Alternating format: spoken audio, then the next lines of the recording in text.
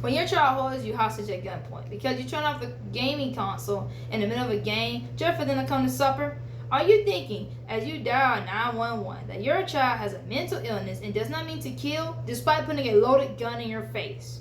No, the police do not think that either because they care about your safety and trying to get you out of harm's way while calming that child.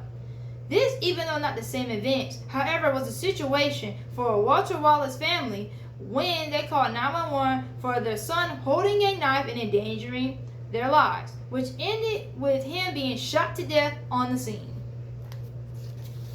This is a picture of how most police, or some police, handle mentally ill people when they're carrying a dangerous weapon. And that's how it looks. There should be professional mental illness personnel with the police to assist them with the signs of mental illness while on the scene. Police already bring FBI, detectives, K9 units, hospital negotiators, etc. at the scene when it's necessary. So what makes medical personnel for mental illness any different? The police react based on appearance and environment, whether the situation is dangerous or hostile, with only a few minutes to process, react, and maintain control. With cases like Walter Wallace Jr.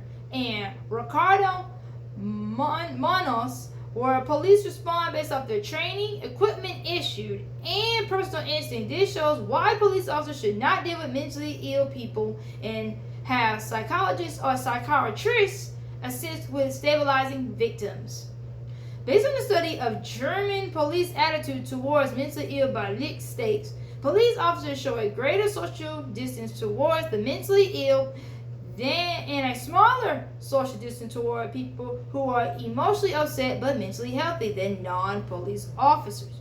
The article points out that police are not mentally and physically equipped to deal with mentally ill people, and they should not get involved.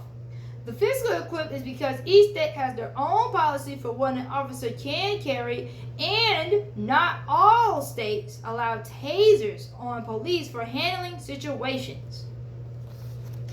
There's an example why is it a need, because usually the only way a mentally ill person can get help is by getting a police call, getting arrested, and then getting medical help, which is a problem. Medical personnel or a different branch of police like criminal psychologists can deal with the mentally ill people to avoid police being too violent or not reacting quick enough. If they make a separate training for dealing with mentally ill people, which is already done in education centers, healthcare facilities, and some workplaces, it will create a smoother process for containing the situation. The reason medical personnel are better fit because they have taken psychology courses for mentally ill and they are trained to handling these situations. Also, it's cost efficient because it eliminates lawsuits of cops shooting an obvious disabled person despite the person being a danger to the police officer, including eliminating extra training for police. Based on another article by Godfredson states, recommendation for police training, while based on practical wisdom, need to be multimodal and should engage medical health experts in design and delivery. This quote is talking about the need for extra training with police, which still ties to foot police not handling the situation unless a medical expert is involved, or having a separate force in the police system that is specialized in dealing with mentally ill people. Which this is an example of why the difference of psychologists and why they're better. Psychiatrists usually hands out prescription and medications dealing with the mentally ill, and psychologists deal with the therapy and mostly talk sessions with the mentally ill, which is why they are better equipped because they took courses relating to that to handle it. Now you have a task force ready to handle anything without extra stress from the foot soldier of the police. Medical personnel can calm both officer and assailant down without miscommunication and uncomfortableness. The 911 calls can be more diverse besides firefighter, ambulance, and cops.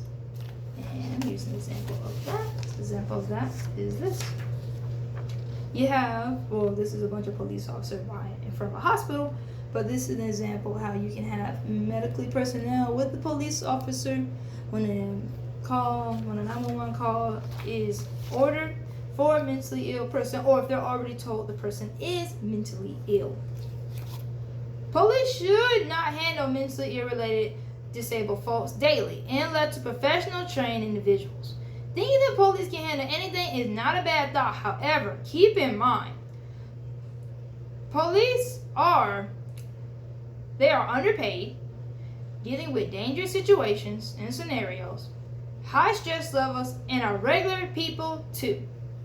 Which is the conclusion of a police officer obviously dealing with something, but this just shows that they're still human and they are prone to mistakes, which is why adding this onto them could potentially make it worse.